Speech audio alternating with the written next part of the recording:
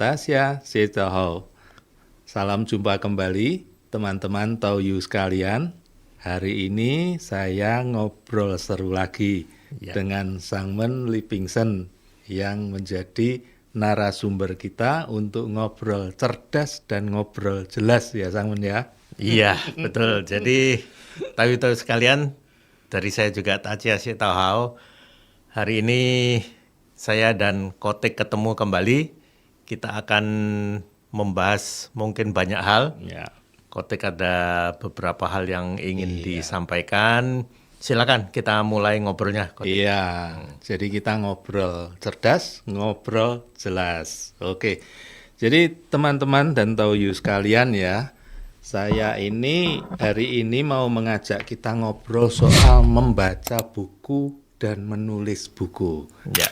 Jadi teman-teman Tauyu sekalian, mungkin Anda juga ingat bahwa di tahun 2025 kemarin dan 2026 ini banyak sekali teman-teman kita yang hobi menulis, yang suka menulis sudah menerbitkan bukunya. Ya, ya. Dan kalau kita tarik mundur sebelumnya, kita juga sudah punya buku yang wajib, menurut saya wajib Anda baca, yaitu tentang guru besar kita, Lee Song-ho Sefu. Ya, ini dia. Nah, mengapa? Ini buku tentang Sefu ini perlu untuk dibaca, khususnya generasi 3 Sangmen menurut saya. Ya, karena dari situ kita bisa ngerti, oh aku ini tahu Tai Sangmen Sioyopai itu karena ada yang ngajarin. Nah, mungkin dari sini saya mau tanya, kenapa kita namanya perguruan itu Tai Sangmen dan ada Sioyopainya? Ayo, sekarang Sangmen yang ngejelasin ya. Baik. Bagi Tauyu yang sudah baca buku ini, harusnya bisa mengerti lah ya, harusnya bisa mengerti dengan jelas. Jadi bagi yang belum baca silakan dibaca, dibaca. Di Taukman harusnya ada semua. Ya, ada semua. Ya. Nah, saya mau membahas dulu begini. Budaya untuk membaca, memang saya lihat di kalangan kita ya, khususnya Tauyu ini masih sangat rendah. Iya. Karena di banyak tempat ketika saya bertemu dengan Tauyu, ketika kita mencoba berkomunikasi, mereka seringkali tidak punya referensi. Jadi baik ketika dia menyampaikan pandangannya, baik dia menyampaikan suatu teori, tidak punya referensi. Maksudnya asbun gitu. Mungkin berasal dari apa yang pernah dia dengar, terus main langsung ngomong aja gitu ya. Kurang mau menggali lebih dalam. Nah, yang ada teori-teori yang lebih dalam dan lebih luas itu kan adanya di buku-buku. Sekarang mungkin lebih mudah karena ada buku elektronik ya. Iya, betul sama. Tapi menurut saya rasanya beda loh. Kalau saya membaca buku elektronik sama megang buku aslinya baca itu rasanya kan beda ya. Tetap beda sih. Tetap beda. Nah, itu yang saya berharap Tauyu kita ini mulai meningkatkan kemauannya atau hobinya untuk membaca buku. Buku apapun lah itu. Ya, itu yang pertama saya ingin mengawali dalam pertemuan kali ini.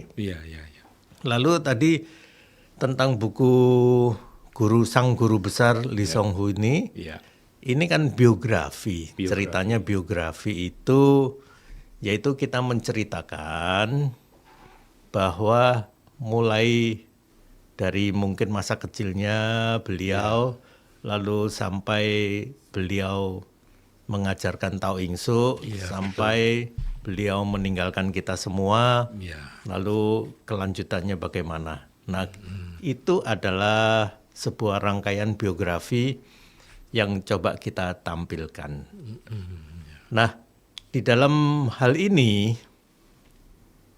saya kan sebagai salah satu tim dari penulis buku ini. Salah satu saja. Ya. Banyak, timnya banyak. Oh, jadi waktu bikin ini keroyokan banyak orang ya? Iya. Oke. Keroyokan banyak orang dan kita juga berusaha untuk mengumpulkan dari banyak sumber. Lalu kita satukan dan kita susun ulang. Oh, jadi buku ini menggambarkan bagaimana banyak orang memandang Sefu gitu ya, dari berbagai sisi ya. Ya itu belum sampai ke sana sih. Di situ kita hanya mengumpulkan kira-kira sepengetahuan beberapa narasumber ini tentang awal mula dari Sufu itu atau kehidupannya kah atau cara ngajarnya kah atau apa ya itu. Itu di dalam buku ini. Oke. Nah, rencana saya selanjutnya yang sedang saya garap ini kan adalah catatan-catatan atau kenangan-kenangan dari para murid-muridnya secara pribadi, secara khusus ketika berkomunikasi, ketika mereka dulu dibimbing oleh Sufu, mungkin ada pengalaman yang khusus. Lebih unik ya. Itu yang ingin saya minta kumpulkan dari Taoyu-Taoyu seandainya mereka mau. Oke. Dan ini pun sampai sekarang saya sudah umumkan cukup lama sih. Iya. Sampai sekarang baru 7 orang lah yang ngumpulin. 7 orang. Waduh. Jadi bagi saya nggak bisa saya jadikan buku kalau hanya segitu ya. Oke. Saya maunya ya minimal 30 orang lah gitu menceritakan. Nah ini teman-teman, ayo Taoyu sekalian ini ada sekalian kita umumkan aja ya, Sangman. Ajakan ini ya. Jadi dari ngobrol santai, ngobrol cerdas dan jelas ini kita mendapatkan satu informasi bahwa Sangman sedang mengumpulkan dari semua murid-muridnya Sefu bagaimana pengalaman masing-masing dengan gurunya kan, begitu kan? Terus lagi dikumpulin dan ini sudah dapat 7 orang yang mau menceritakan. Ya, kan? sudah dalam bentuk tulisan dikirim ke saya. Tapi butuh 30 ya kurang lebih ya. Berarti masih kira-kira butuh 23 pengalaman bersama Sefu. Ya, kan kira-kira begitu kan ya? Ya, jadi judul saya kan di Sefu dari sudut pandang murid-muridnya. Oke. Gitu. Jadi itu mungkin akan lebih kita lebih menceritakan tentang dulu pengalaman kita ketika bersama Sefu itu bagaimana sih sosok betul. Orangnya, bagaimana sih kita diperlakukan oleh Sefu kita. Banyak orang kan hanya dari sudut yang terpikir itu wah Sefu itu orangnya disiplin lah, keras lah dan sebagainya lah. Tapi sisi-sisi humanisnya kadang-kadang mereka jarang yang cerita sebelumnya gitu. Saya pengennya sih itu menjadi sebuah buku dengan sudut pandang yang lain tentang Sefu kita. Justru dari sudut pandang murid-muridnya ya, yang mengalami betul interaksi, hubungan, obrolan, gitu dengan Sefu pada berbagai situasi kan, ya kan? Ya, salah satunya contoh misalnya dulu pernah ada seorang murid yang yang datang ke tempat Sefu, lalu dia mengalami sedang kesulitan, berceritalah dia kepada Sefu, minta gimana yang bantunya. Lalu Sefu menyuruh dia, ya udah kamu masuk aja ke dalam, kamu sembayang. Setelah sembayang kan ada Kong Tek Siang tuh kotak kaleng kecil itu di sana, disuruh udah kamu buka aja semua isinya, kamu ambil bawa pulang dah. Itu salah satu sisi yang mungkin banyak orang nggak tahu kan. Aduh, itu satu kisah nyata yang menarik juga itu. Iya, itu banyak orang yang nggak tahu kan ya. Nah, sisi-sisi seperti ini saya ingin jadikan sebuah buku supaya menjadikan kita kenangan yang lebih lengkap lah. Lebih lengkap ya, lengkap dan utuh gitu ya dari berbagai sisi ya. Betul. Nah, itu yang saya inginkan. Namun sekali lagi yang saya katakan, saya bukan apa ya, saya bukan mengkritik tayu-tayu kita, bukan. Tapi saya berharap tayu-tayu kita ini mau untuk salah satunya menulis lah. Kalau nggak bisa menulis kan menulis pengalaman pribadinya. Betul. Kedua, membaca lah semua buku-buku yang sudah beredar ini, nanti yang Kotik akan tunjukkan satu persatu. Iya. Itu kan hasil karangan dari tayu-tayu kita. Untuk apa? Untuk menambah pengetahuan. Saya pikir pengetahuan itu bisa datang dari siapa saja ya. Betul Sangman. Dari mana saja gitu. Iya, betul. Seringkali kalau kita sampai sudah antipati dulu atau sudah negatif thinking dulu, si ini ngapain dia ngarang buku bisa pansos. apa? Katanya pansos lah. Aduh, saya rasa kok enggak ya. Iya. Nah, kembali ke pertanyaan tadi, kalau Li Shufu kenapa sih beliau mendirikan Taesangmen Xiaoyaobai itu?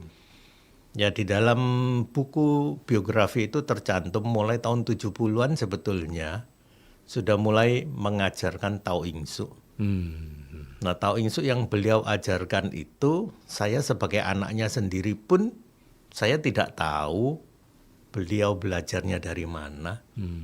Saya tidak tahu tiba-tiba tahun 70-an, kok memberikan, malah bukan kepada kita sebagai anaknya duluan, malah kepada teman-temannya.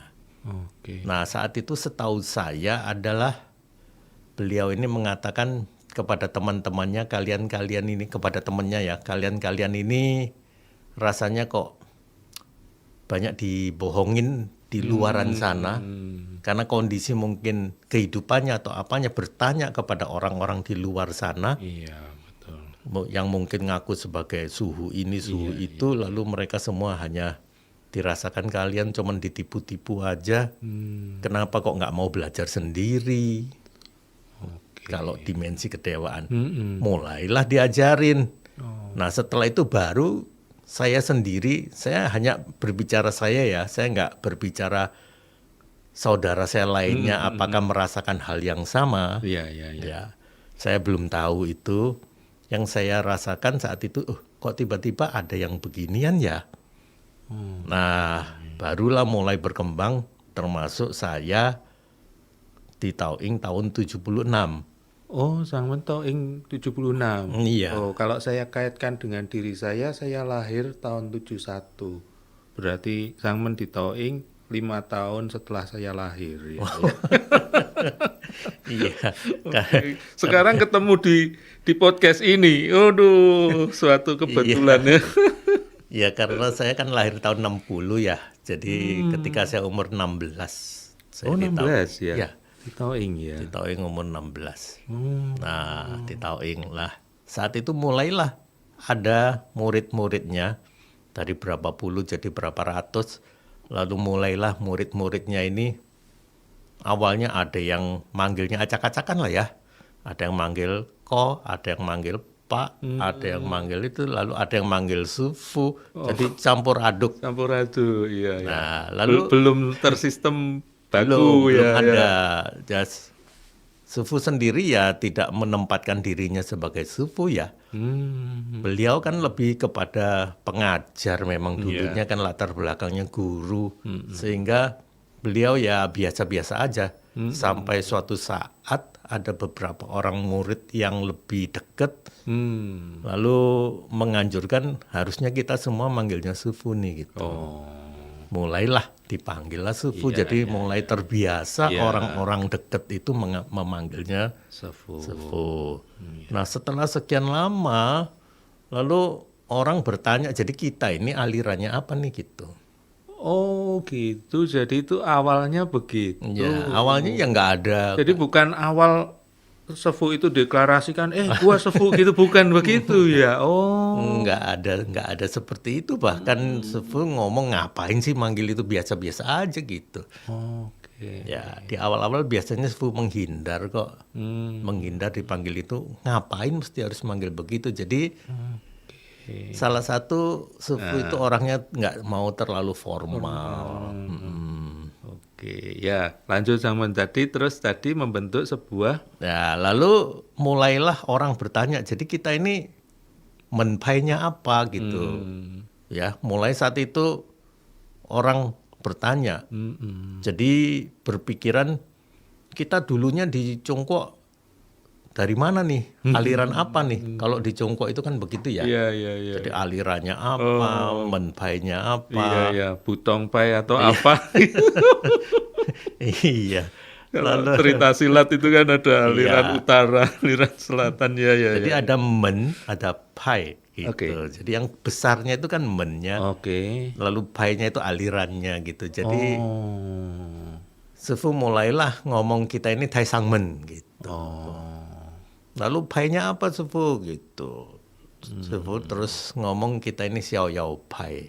Nah, maksudnya apa? Maksudnya Taisang Men itu adalah kita yang kita sembah, yang kita junjung paling tinggi, dewa kita adalah Taisang Lao Jin. Kita makanya nyebutnya sebagai Taisang Men.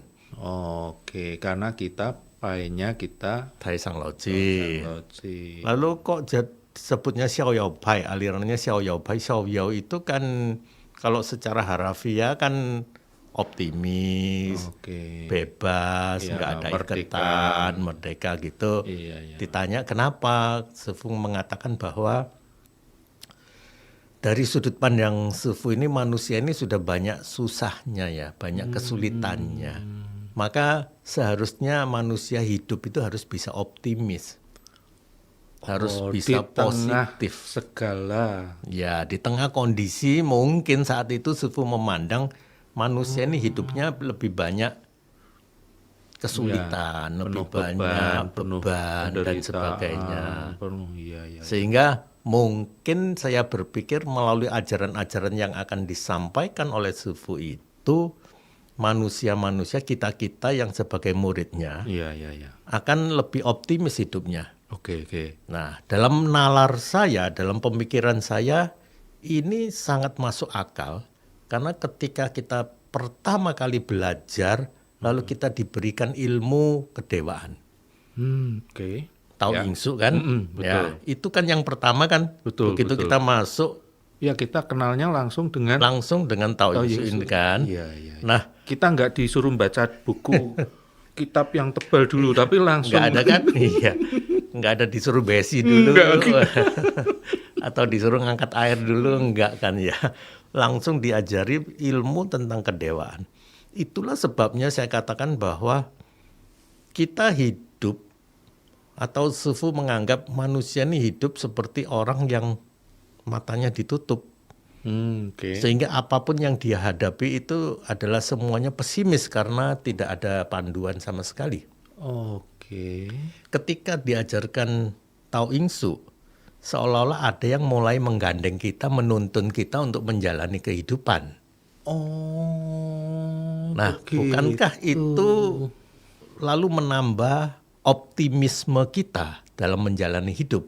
Oke, yang tadinya buta, bukan buta, matanya ditutup, nggak ada yang nuntun. Nggak ada yang nuntun. Sekarang diperkenalkan dimensi kedewaan, ada yang menuntun. Ada yang menuntun. Baratnya terus yang tadi mata tertutup bisa ngintip, Ya, gitu bisa ya. ngintip atau setidaknya kan disuruh iya. ada yang menemani dalam perjalanan hidup kita. Dan itu membuat efek orangnya Efek kita jadi harusnya optimis dong. optimis. Jadi ajaran Sifu itu poinnya ke sana. Oh. Mengajarkan kita umat-umat Taisang Men Xiao Yao Pai ini dalam kehidupan kita, mungkin dalam kesulitan apapun, kita harus ingat ada Hu Fa Shen, ada dewa-dewi yang mendampingi kita, yang membimbing kita. Harusnya kita lebih optimis dong. Jangan putus asa, jangan selalu mengeluh, jangan selalu menyalahkan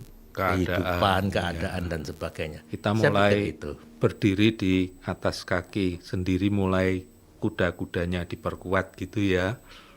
Ya, dengan seperti itulah kira-kira. Iya. Jadi apa namanya? Dari sini teman-teman para Taoyu sekalian, ya itulah kisah di balik buku ini ya. Ya. Jadi kalau buat yang nggak sempet dengerin podcast ini, Anda baca bukunya, Anda juga jadi mengerti. Ditambah Anda dengerin podcast ini, jadi lebih mengerti. Teman kalau harus bertugas gitu, sebetulnya seneng atau capek? Kalau kita tahu itu nanti bakal jadi dewa atau itu menjadi tujuan kita. Kalau kita lepas dari belenggu reinkarnasi ini, berarti kan kita menjadi dimensi kedewaan. Itu apa? Saya amati ya, saya amati dari membaca, dari melihat, mendengarkan kisah orang-orang besar. Pada titik mereka nggak sanggup lagi, mereka pasti naik ke atas dengan cara masing-masing. Manusia begitu lahir lalu menangis, itulah pertanda bahwa dia mulai menyesali kok saya harus lahir.